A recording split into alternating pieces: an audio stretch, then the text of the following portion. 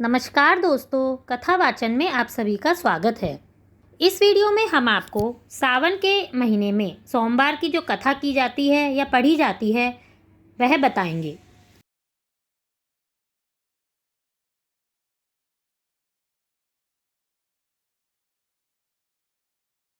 सावन का महीना भगवान शिव को समर्पित है। पुरुष हो या स्त्री हो, सभी सावन के सोमवार का व्रत करके इस दिन भगवान शिव की पूजा करते हैं। सावन के महीने में भगवान शिव की विधि विधान से पूजा करने पर सबकी मनोकामनाएं पूरी होती है और सावन के महीने में ही कांवड़ यात्रा भी निकाली जाती है। हमारे धर्म में हर देवता को समर्पित एक कथा होती है जिसे पढ़े बिना उपवास का महत्व समाप्त माना जाता है। इसी तरह से जैसे सोमवार भगवान शिव को समर्पित होता है और सावन के दौरान सोमवार का व्रत करना महत्वपूर्ण भी माना जाता है। इसी में अपने व्रत को फलदायी बनाने के लिए सोमवार के दिन भगवान शिव की कथा सुनना और उसका पाठ करना वास्तव में बहुत महत्वपूर्ण होता है।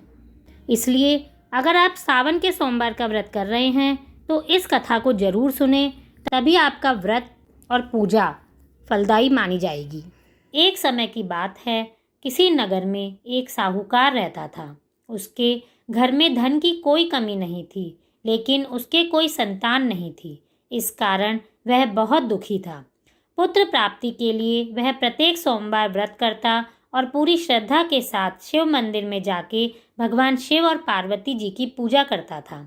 उसकी भक्ति को देखकर एक दिन माँ पार्वती प्रसन्न हो गई और भगवान शिव से उस साहूकार की मनोकामना पूर्ण करने का आग्रह किया। पार्वती जी की इच्छा सुनकर भगवान शिव ने कहा कि हे पार्वती, इस संसार में हर प्राणी को उसके कर्मों का फल मिलता है और जिसके भाग्य में जो हो उसे भोगना ही पड़ता है। लेकिन पार्वती जी ने साहूकार की भक्ति का मान रखने के लिए उसकी मनोकामना पूर्ण करने की इच्छा जताई। माता पार्वती के आग्रह पर शिवजी ने साहूकार को पुत्र प्राप्ति का वरदान दे दिया, लेकिन साथ ही यह भी कहा कि उसके बालक की आयु केवल 12 वर्ष की होगी। माता पार्वती और भगवान शिव की बातचीत को साहूकार सुन रहा था। उसे ना तो इस बात की कोई खुशी हुई और ना ही दुख। वह पहले की तरह ही शिवजी की पूजा करता रहा। कुछ समय के बाद साहूकार के घर एक पुत्र का जन्म हुआ। जब वह बालक 11 वर्ष का हुआ तो उसे पढ़ने के लिए काशी भेज दिया। साहूकार ने पुत्र के मामा को बुलाकर उसे बहुत सारा धन दिया और कहा कि तुम इस बालक को काशी विद्या प्राप्ति के लिए ले जाओ और मार्ग में यज्ञ कराना। जहाँ भी यज्ञ कराओ वहाँ ब्राह्मणों को भोजन कराते और दक्षिणा देते हुए जाना। दोनों मामा भांजे इसी तरह यज्ञ कराते और ब्राह्मणों को दान दक्षिणा देते काशी की ओर चल पड़े। रात में एक नगर पड़ा जहाँ नगर के राजा की कन्या का विवाह था, लेकिन जिस राजकुमार से उसका विवाह होने वाला था वह एक आंख से काना था। राजकुमार के पिता ने अपने पुत्र के काना होने की बात छुपाने के लिए एक चाल सोची। साहूकार के पुत्र को देखकर उनके मन में एक विचार आया। उन्होंने सोचा, क्यों ना इस लड़के को दूल्हा बनाकर राजकुमारी से विवाह करा दूं। विवाह के बाद इसको धन देकर विदा कर दूंगा और राजकुमारी को अपने नगर ले जाऊंगा। लड़के को दूल्हे के वस्त्र पहनाकर राजकुमारी से विवाह कर दिया गया, लेकिन साहूकार का पुत्र ईमानदार था। उसे यह बात न्यायसंगत नहीं लगी। उसने अवसर पाकर राजकुमारी की चुन्नी के पल्ले पर लिखा कि तुम्हारा विवाह तो मेरे साथ हुआ है, लेकिन जिस राजकुमार के संग तुम्हें भेजा जाएगा वह एक आंख से काना है। मैं तो काशी पढ़ने जा रहा हूँ।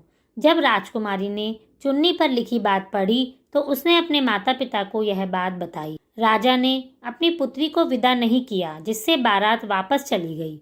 दूसरी ओर साहूकार का लड़का और उसका मामा काशी पहुँचे और वहाँ जाकर उन्होंने यज्ञ किया। जिस दिन लड़के की आयु 12 साल की हुई उसी दिन यज्ञ रखा गया। लड़के ने अपने मामा से कहा कि मेरी तबीयत कुछ ठीक नहीं है। मामा ने कहा, तुम अंदर जाकर सो जाओ। शिवजी के वरदान के अनुसार कुछ ही देर में उस बालक के प्राण निकल गए। मृत भांजे को देखकर उसके मामा ने विलाप करना शुरू कर दिया। संयोग से उसी समय शिवजी और पार्वती जी उधर से जा रहे थे। पार्वती ने कहा, स्वामी, मुझे इसके रोने का स्वर सहन नहीं हो रहा। आप इस व्यक्ति के कष्ट को दूर करें। जब शिवजी मृत बालक के पास गए तो वह बोले, यह उसी साहूकार का पुत्र है जिसे मैंने 12 वर्ष की आयु का वरदान दिया। अब इसकी आयु पूरी हो चुकी है, लेकिन मातृभाव से विभोर माता पार्वती ने कहा, हे महादेव, आप इस बालक को और आयु देने की कृपा करें, अन्यथा इसके वियोग में इसके माता पिता भी तड़प तड़प कर मर जाएंगे। माता पार्वती के आग्रह पर भगवान शिव ने उस लड़के को जीवित होने का वरदान दिया।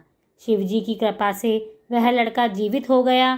शिक्षा समाप्त करके लड़का मामा के साथ अपने नगर की ओर चल दिया। दोनों चलते हुए उसी नगर में पहुँचे जहाँ उसका विवाह हुआ था। उस नगर में उन्होंने यज्ञ का आयोजन किया। उस लड़के के ससुर ने उन्हें पहचान लिया और महल में ले जाकर उनकी खातिरदारी की और अपनी पुत्री को विदा किया। इधर साहूकार और उनकी पत्नी भूखे प्यासे रहकर बेटे की प्रतीक्षा कर रहे थे। उन्होंने प्रण किया, यदि उन्हें अपने बेटे की मृत्यु का समाचार मिला तो वह प्राण त्याग देंगी, परंतु अपने बेटे के जीवित होने का समाचार पाकर वे बेहद प्रसन्न हुए। उसी रात भगवान शिव ने व्यापारी के स्वप्न में आकर कहा, हे श्रेष्ठी, मैंने तेरे सोमवार के व्रत करने और व्रत कथा को सुनने से प्रसन्न होकर तेरे पुत्र को लंबी आयु प्रदान की है। इसी प्रकार जो कोई सोमवार के व्रत को करता है या कथा सुनता है और पढ़ता है, उसके सभी दुख दूर होते हैं और समस्त मनोकामनाएं पूरी होती हैं। धन्यवाद।